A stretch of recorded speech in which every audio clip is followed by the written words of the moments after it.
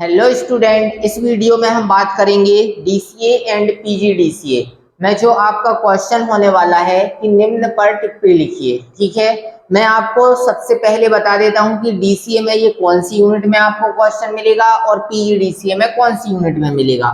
तो ये जो रहेगा डीसीए में आपकी यूनिट नंबर 5 में क्वेश्चन रहेगा।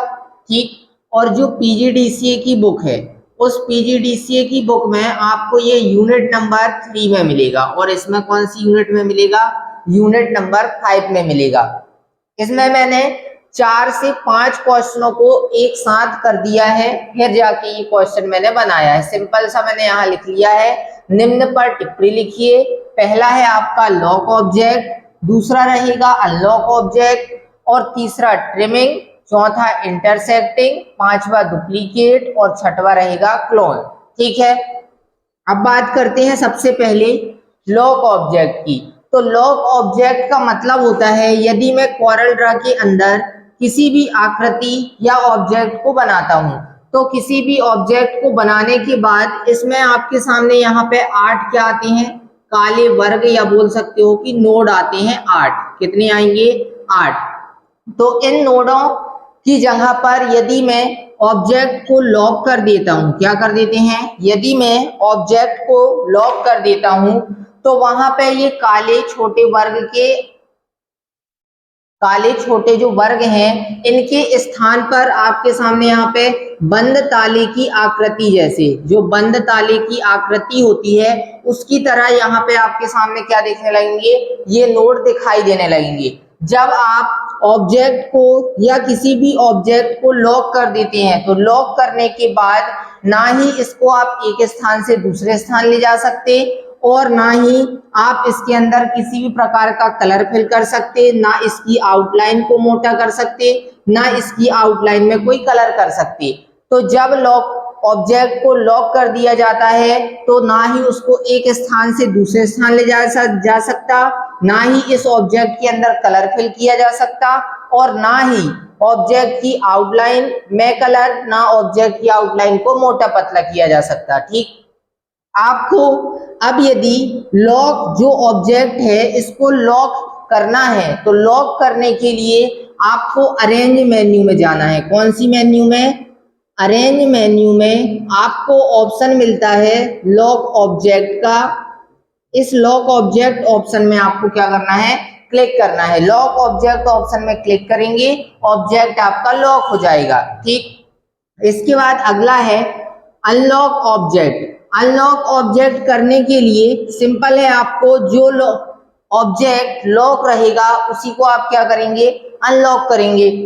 तो अनलॉक करने के लिए इसी ऑब्जेक्ट पर आप राइट क्लिक करें तो जो आपके सामने यहाँ पे ऑप्शन आएंगे वहां पे आपको ऑप्शन मिलेगा कौन सा, अनलॉक ऑब्जेक्ट का। इसमें भी क्लिक करके आप ऑब्जेक्ट को अनलॉक कर सकते हैं या फिर दूसरा तरीका सिंपल अरेंज मेन्यू में फिर से आपको जाना है, वहां पे आपको अनलॉक ऑब्जेक्ट का ऑप्शन मिलेगा और दूसरा ऑप्शन मिलेगा आपको उसी में अनलॉक ऑल ऑब्जेक्ट का। यदि आप एक ऑब्जेक्ट को अनलॉक करना चाहते हैं तो अनलॉक ऑब्जेक्ट पर क्लिक करना है। यदि आपने कोरल ड्रा में बहुत सारे ऑब्जेक्ट बनाए हैं और सभी को अनलॉक किए हैं तो उन सभी को अनलॉक करने के लिए अनलॉक ऑल ऑब्जेक्ट ऑप्शन में क्लिक किया जाता है। ठीक है, तो ये हुआ आपका लॉक ऑब्जेक्ट और अनलॉक ऑब्जेक्ट। इसके बाद बात करते हैं ट्रिमिंग की। ट्रिमिंग क्या होता है, सिंपल ट्रिम या ट्रिमिंग का मतलब होता है काटना। क्या होता है, काटना। अब यहां पे मैं लिखता हूं ट्रिमिंग। ट्रिमिंग का मतलब मैंने आपको बताया काटना होता है। जैसे यहां पे मैंने एक ऑब्जेक्ट ड्रॉ किया और इसके ऊपर ही एक और ऑब्जेक्ट मैंने क्या कर दिया, ड्रॉ कर दिया। ध्यान से समझना। ठीक, ये ऑब्जेक्ट मैंने पहले ड्रॉ किया था, इसके बाद मैंने इस ऑब्जेक्ट को ड्रॉ किया है।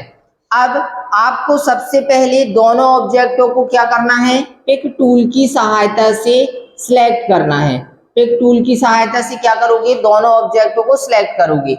अब जितना भाग ओवरलैपिंग मतलब जितना भाग ओवरलैप किया हुआ है उतने भाग को काटने के लिए ट्रिम ऑप्शन का उपयोग किया जाता है। अब जैसे मैंने बोला कि आपने ये वाला ऑब्जेक्ट है और ये वाला जो गोल वाला ऑब्जेक्ट मैंने बनाया है ये ऊपर दिख रहा है और इसका जो ये ऑब्जेक्ट है इसका पीछे का भाग ढका हुआ है। तो जितना ओवरलैप किया हुआ भाग होता है उसको काटने के लिए किसका उपयोग किया जाता है?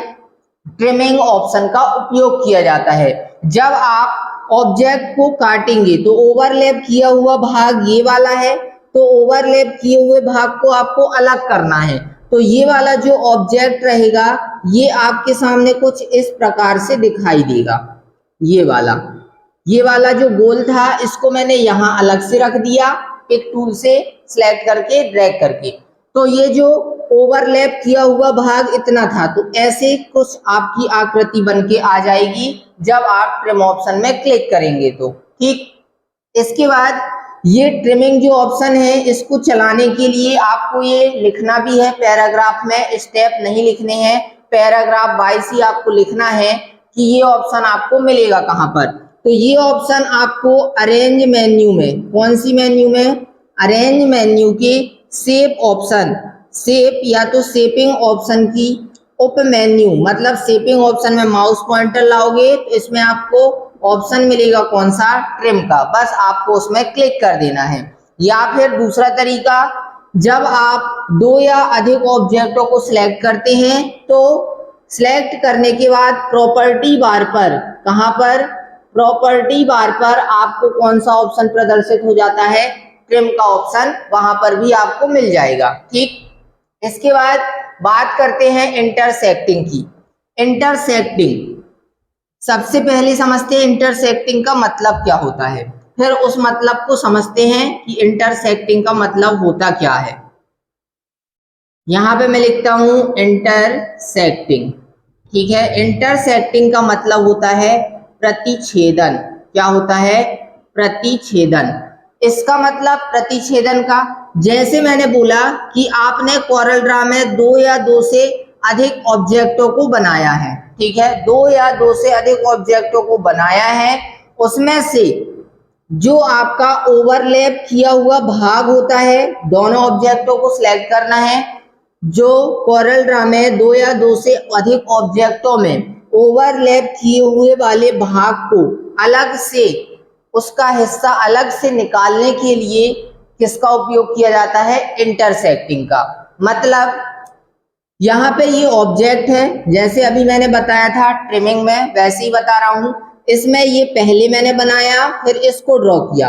अब ओवरलैप किया हुआ भाग ये है, तो इसमें क्या होगा? जो ओवरलैप किया हुआ भाग है या जो हिस्सा है ओवरलैप किया हुआ, वो आपको क्या होगा? अलग से मिल जाएगा। मतलब मैंने इसमें क्लिक कर दिया, ठीक, इसके बाद इसको उठा के अलग रखा, इस वाले को उठा के अलग रखा, तो जो इतना भाग है ये वाला, ये इतना भाग मुझे क्या हो जाएगा?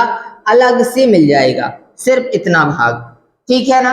तो ये कहलाता है क्या? प्रतिच्छेदन या इंटरसेक्टिंग। इसके लिए भी आपको सेम अरेंज मेन्यू में ही जाना है। अरेंज मेन्यू में आपको वहां पे ऑप्शन मिलेगा कौन सा? शेपिंग का। इस शेपिंग ऑप्शन की उप मेन्यू में माउस पॉइंटर लाने पर आपको प्रदर्शित होगा कौन सा ऑप्शन? इंटरसेक्टिंग का। या फिर दूसरा तरीका सेम वही है कि आप दो या अधिक ऑब्जेक्टों को सिलेक्ट करने के बाद आपको प्रॉपर्टी बार पर भी इंटरसेक्टिंग का ऑप्शन मिल जाएगा। ठीक, अब अगले में चलते हैं जो आपका है डुप्लीकेट। बात करते हैं डुप्लीकेट। डुप्लीकेट आप सभी ने नाम सुना होगा। डुप्लीकेट का मतलब क्या होता है? डुप्लीकेट का मतलब आप बोल सकते हैं कि डबल होता है, मतलब उसी की क्या? कॉपी करना। जैसे यहाँ पे मैंने बोला कि ये आपका एक ऑब्जेक्ट और इसी का मैंने क्या कर लिया? यहाँ पे डुप्लीकेट कर लेते हैं। ठीक है, अब डुप्लीकेट करने पर आपकी ये ऑब्जेक्ट क्या हो गए हैं? डबल हो गए हैं। तो डुप्लीकेट का मतलब डबल करना होता है। अब डुप्लीकेट ऑप्शन को चलाने के लिए आपको क्या होता है? एडिट मेन्यू में जाना होता है। इस एडिट मेन्यू में आपको कौन सा ऑप्शन मिलता है? डुप्लीकेट का। तो ये आपका ओरिजिनल कहलाता है और ये उसी का क्या? कॉपी या तो डुप्लीकेट होता है।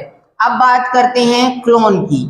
क्लोन वाले में भी जो ऑब्जेक्ट होता है उसमें भी क्या होता है? उसी का डबल हो जाता है। ठीक है ना? उसी का क्या होता है, डुप्लीकेट क्लोनिंग में भी होता है। लेकिन डुप्लीकेट और क्लोन में क्या अंतर होता है, अब ये समझते हैं। यदि मैंने बोला कि इस वाले में मैंने क्या किया, डुप्लीकेट किया है, और इसमें क्या किया मैंने, ये क्लोन किया है, ठीक है, यहीं पे मैं लिख ले रहा हूं क्लोन किए। तो डुप्लीकेट वाले में ये रहा डुप्लीकेट उसी का, और ये रहा ओरिजिनल। अब क्लोन भी मैंने किया तो ये उसका ओरिजिनल और ये उसका क्या, डुप्लीकेट कहलाएगा।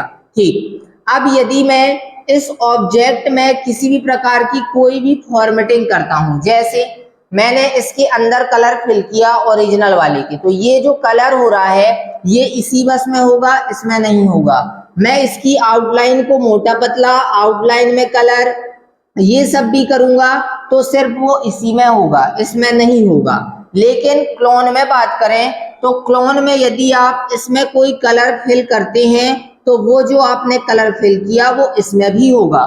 आपने इसकी आउटलाइन को मोटा पतला, आउटलाइन में भी कलर किया तो वो सब भी इसमें भी होगा। तो ये अंतर होता है डुप्लीकेट और क्लोन में, ठीक है ना।